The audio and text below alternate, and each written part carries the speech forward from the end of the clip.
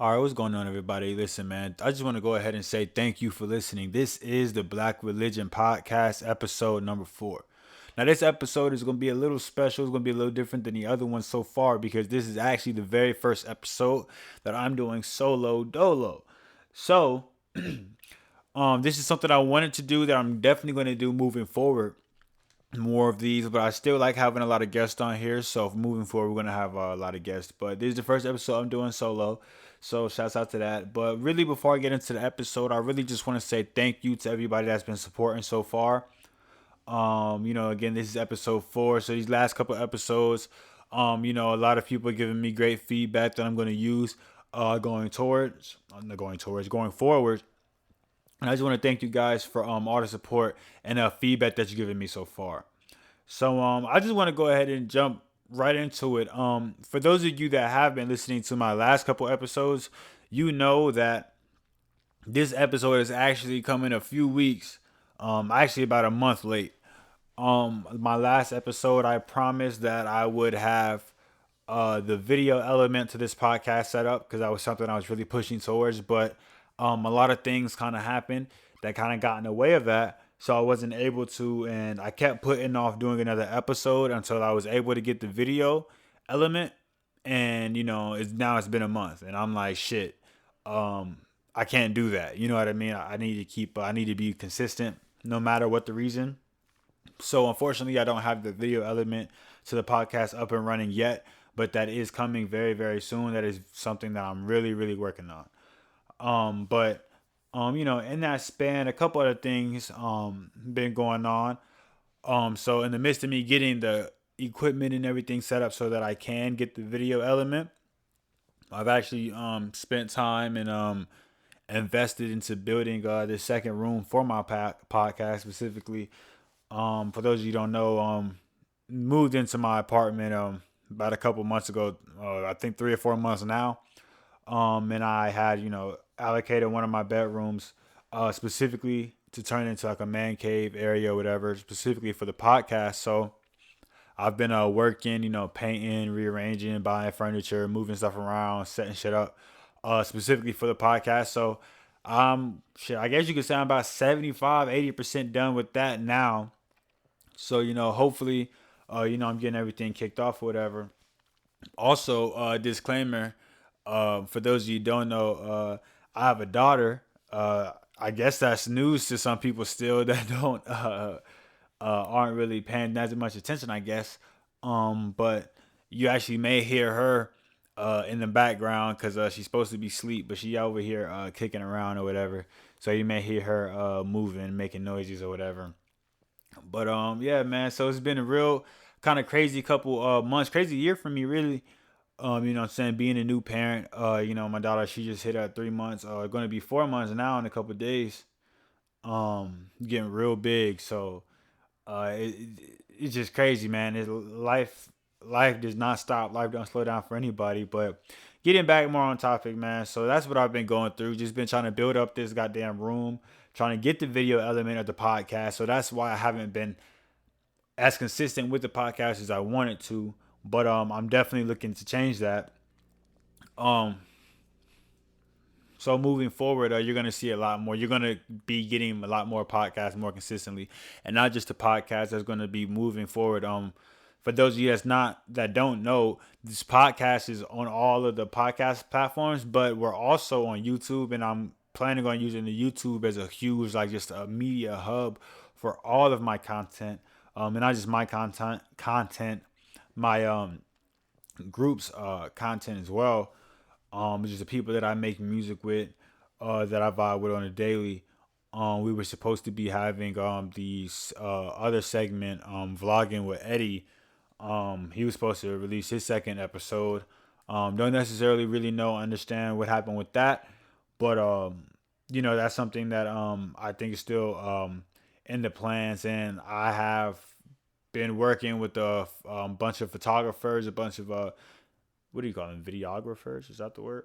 To get a lot more videos. We're getting music videos prepped. We're getting a lot of stuff prepped. So like, we wanted to have it out a lot sooner, and I wanted to have it out now, but I don't want to rush anything too much because I still want it to be quality content, but I don't want to, do what I just did, and because something wasn't exactly how I wanted, take a long ass time. So we're kind of fighting that right now, but I'm still very much dedicated to moving forward with this podcast and all this other content that we have going forward. So if you haven't already, you should definitely go follow us on YouTube at Foreign Footage. I'll give all the links or whatever at the end.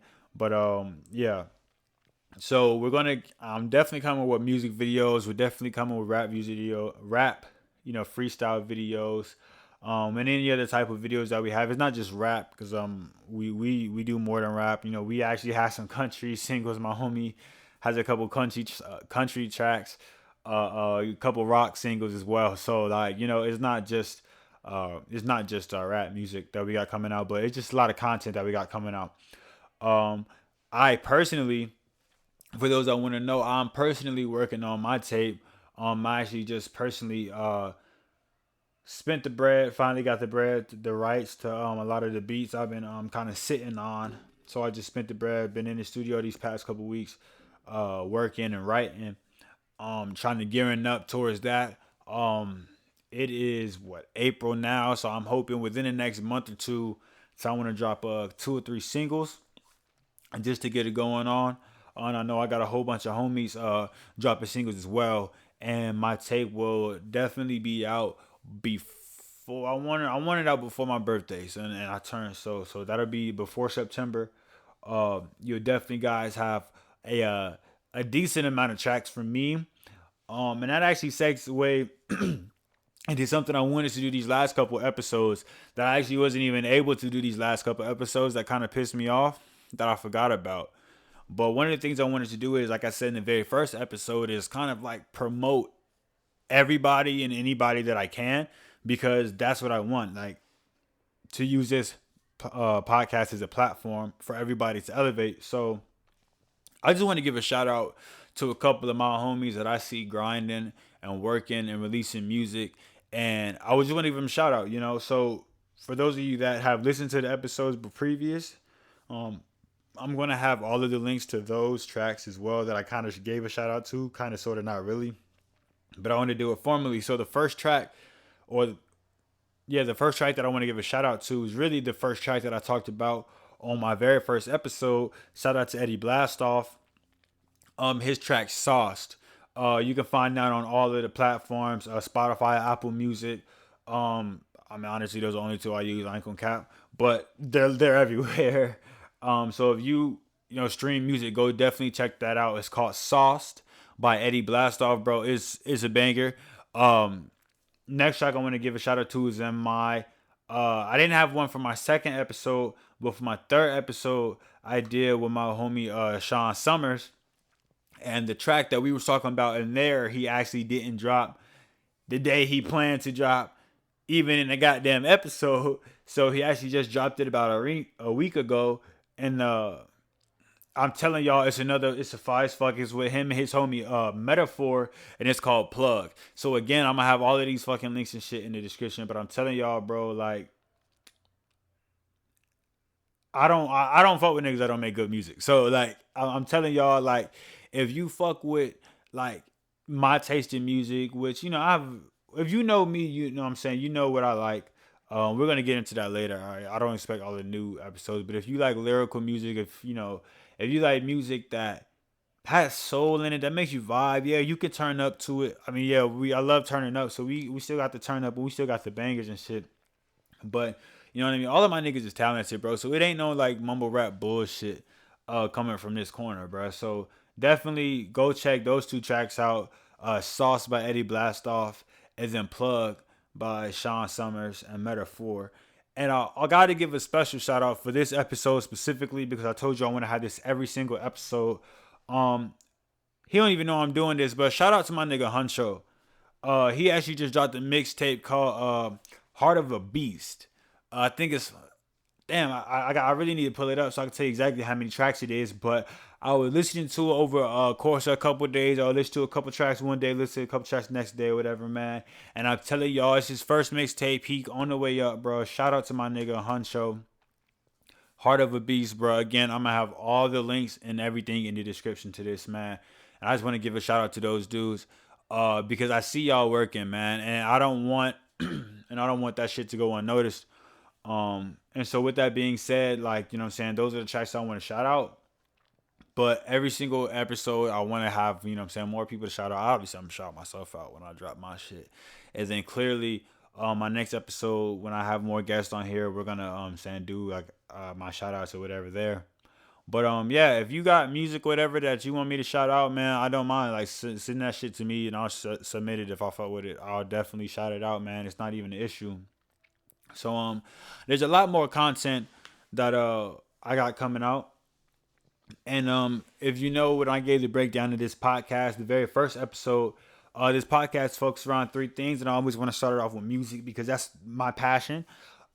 Music, that's what I do. That's what a lot of the people that I'm around do. That's what I'm in love with. I'm in love with music. Music is my first love. Or I'm not actually, that's cap. Music isn't my first love, but music is my deepest true love. This podcast is centered around three things, and the second thing of this podcast is centered around is actually what I say my first love, because it's the first thing that I fell in love with. Is basketball, specifically NBA basketball. So I got a lot of content coming that way as well. I'm really soaking in. I'm ramping up towards the playoffs, cause I've been watching a lot of the NBA games, but I don't really care about it, especially because this season with all the injuries and shit. Like, who cares? I mean, I'm not who cares, but with all the injuries going on, it's like it's really hard to get a gauge on exactly where like the standings are, because it was such a short turnaround from last season to this season.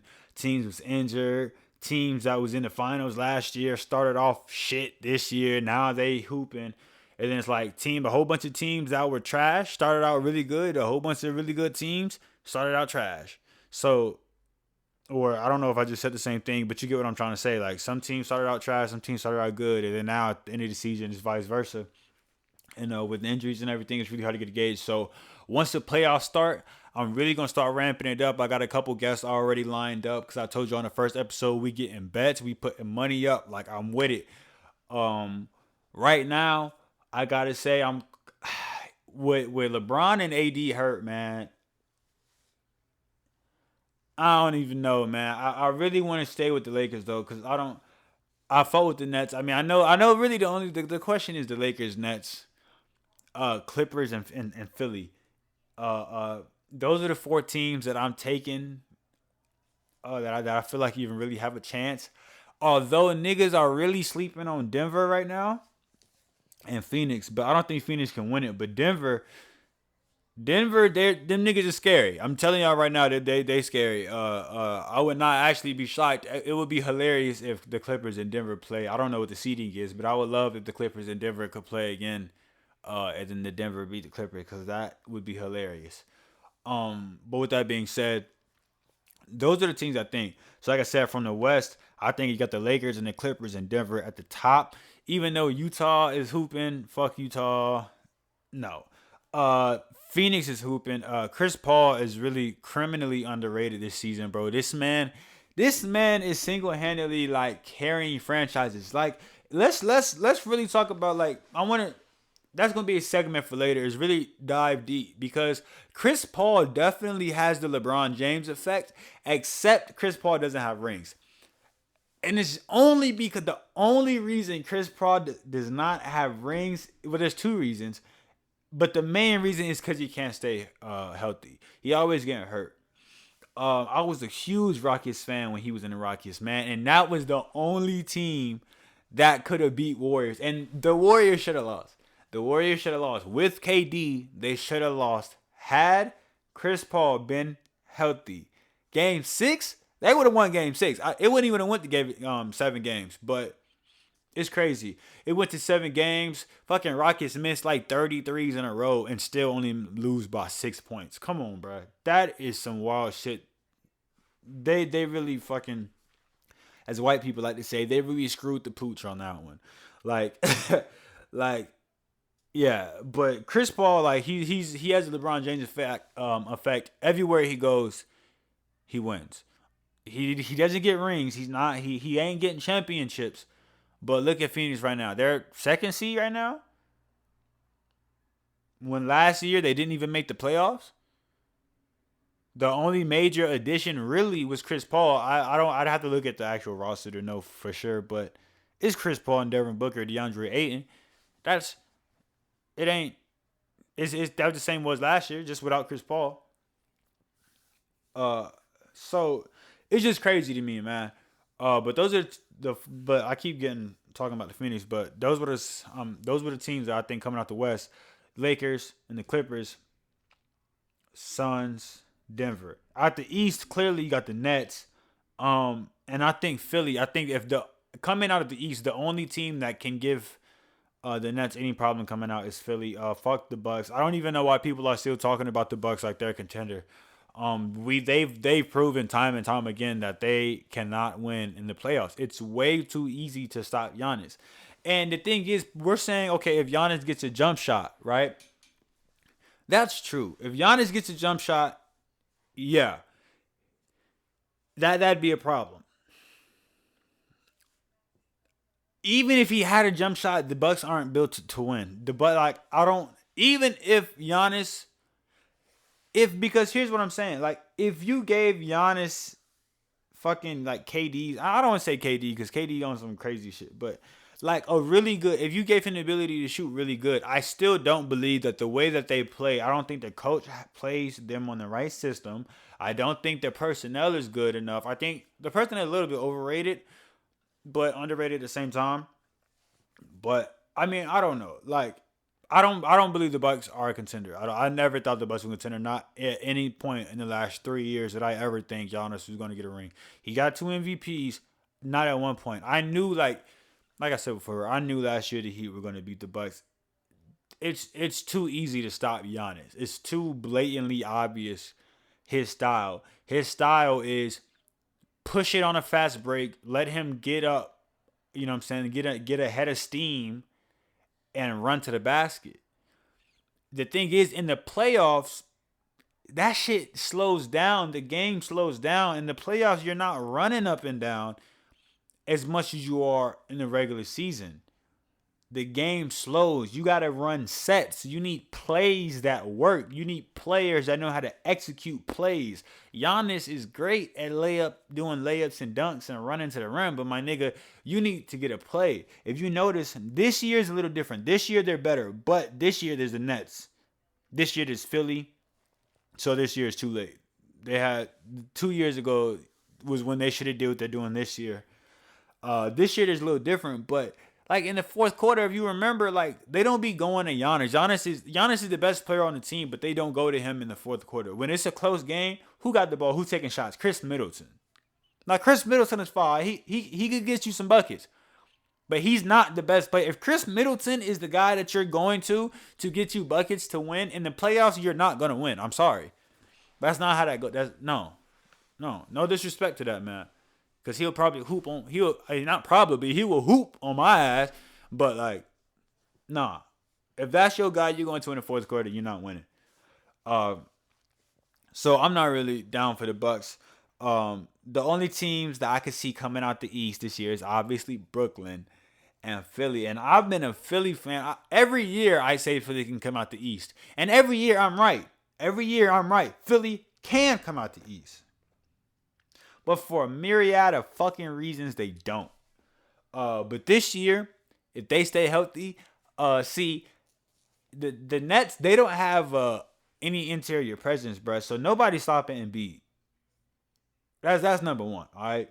The really big issue with it is not scoring on the Nets because their defense is ass. The issue is playing defense on them and who's going to stop who. In the playoffs, like I said, shit slows down. You need plays and you need players that can execute plays because once you get to game 6 and game 7, you done just played these motherfuckers 6 times in 2 weeks. You know every single fucking play they got. You know what they're going to do. You know how they're going to play. Maybe not, there's obviously subtleties. They obviously make adjustments, but baseline, you know exactly what the fuck these niggas are going to do. So you know their plays. So at that point, it comes down to, okay, who's better than who? Who can execute? You know what I mean? So in the playoffs, it's going to be extremely hard to stop Brooklyn because you got Kyrie, who uh, I think is top 3 clutchest players in the NBA right now. If you're talking about if I need a bucket, if we're down 1, if we're down, I'm gonna just say 1. If we're down 1, and we got 8-9 seconds, and it's like, yo, give one player the ball. You need a bucket for the game. With the game on the line, I'm giving like Kyrie, Damian Lillard, and fuck. I think really just them two is in the league by themselves. Like really, because I know Damian Lillard, he gets a lot. I don't think Kyrie gets enough credit, bro. Because game clutch Kyrie, this nigga, Kyrie's shot making ability is something fucking out of this world, man. And then you got James Harden on the Nets, who we all know what James Harden too. I don't even need to talk about James Harden and KD. We all know like them niggas is on a different level. What's crazy is a lot of people rank it, right? KD at the top level, right? James Harden 1 level below him, and Kyrie 1 level below him. I don't necessarily agree with that. I really think you got KD at the top level, and James and Kyrie, I feel like they on the same level. I feel like people, like, when they first got together, people were like, oh, like, Kyrie needs to know his place. Kyrie's the third. And I get that Kyrie's the third in a way, but I'm telling you right now, like, if I had to pick a team, right? And if I had to pick between James Harden and Kyrie, it only depends. It depends on who else is on my team, and it really depends on who else is on my team. Now, if I have to pick one of them first, I'm going with James Harden first, only because he can do more, because he can rebound and shit, right? But if I get to, like, let's say I get to pick a couple guys, and then it's between James Harden and Kyrie, right? And we're talking about fit here. While James Harden can do more, I'm telling you, first of all, like I just said earlier, I think Kyrie is one of the clutchest players in the league. I don't, when it comes to clutch moments, I know he's not 100%, but I, with my own eyes, have never seen him fail in a clutch moment. You know what I mean? Like, in a clutch moment that mattered. You know what I mean? There's regular season games where it's like, damn, it was a close game. He couldn't get the last shot off. Like, you know. But, I mean, like, in a game with Steph, when he was playing with LeBron, those Warrior games, every single, like, I'm telling you, any, like, those clutch games, even the games where they would lose, where they were close, bro, Kyrie was there. Like, Kyrie was hooping. I've never seen Kyrie come up small in the fourth quarter when they need him. You know what I mean? Like, not when it mattered. I've never seen that. James Harden does not perform in the playoffs. We've seen. This year, I think it's going to be different. He's in a different team, different culture. I don't expect him to not perform. I would love it if he didn't, because, you know, I want the Lakers to win, but I don't expect him not to perform. Unless he gets clamped up, which I think is a real possibility. Well, not a real possibility, but a possibility. When we get back to it, because my whole point of saying all of this was, like I said, I think Kyrie and James Harden are on the same level. I think they offer two different things, but James Harden, he might have, I don't even know. Like, even though I may be factually, like, statistically wrong, I would take, if we're talking about, like, I don't know, maybe it's because Kyrie just looks, the way he scores, it looks better. You know what I mean? But I don't know. I just think Kyrie is, I don't know. I guess I just like Kyrie more. I can't even give, like, an actual reason on why I would necessarily pick him. It's just really just more of a gut feeling. And that clutch thing. And I don't want to sound like Skip Bayless where he be saying that bullshit. He just be saying the most outrageous take and be like, because a clutch or worse, motherfucking Max Kellerman talking about fate of the world. He want Iguodala. I don't even know how to pronounce the nigga name. He wants Iggy to take the goddamn shot. I was like, that was the most dumb shit I've ever heard. But no, I don't know. But my whole point was I think that Philly matches up really well with Brooklyn. KD is KD. Uh, KD is KD. I believe that what's going to counteract what KD can do is what Joel Embiid can do. Not saying that he can match him points by point, but because Joel Embiid is such a defensive presence, because he can get bored and he's going to get buckets, I'm gonna say that he can match KD's value on what's gonna happen. Okay, I believe that Ben Simmons is the best defender in the league. I keep hearing that Rudy Gobert is probably gonna get Defensive Player of the Year, and I get it because as a big, when you're long and you can like every time anybody goes to do a layup, like you're there, like you know what I mean, like you're a center. You know what I mean? It's like you're supposed to be in the paint, and you're such a big, like a big tall like center. Like of course you're gonna like affect a lot of shots. So he's a great defender, but I think like if we're talking about on ball defense, because I seen Rudy Gobert get bullied like a motherfucker by Zion, and you get Rudy Gobert out in the perimeter. He's long, so he can still kind of affect it, but you get him on a perimeter and he's getting danced on. I think Ben Simmons like 1 through 5 legit he can clamp up. Not throughout the entire game because NBA players were too skilled. They're way too skilled to truly get locked up. But definitely like I believe Ben Simmons is good enough to really lock anyone down like for a specific play or a specific like time period necessarily. I don't necessarily know if he can do it for a whole game, but definitely when it comes down to like, all right, we need a stop or a couple stops. Ben Simmons is that dude. I would not doubt him to get those stops. So, like I said, you got Joel Embiid counteracting KD. I think you put Ben Simmons on James Harden.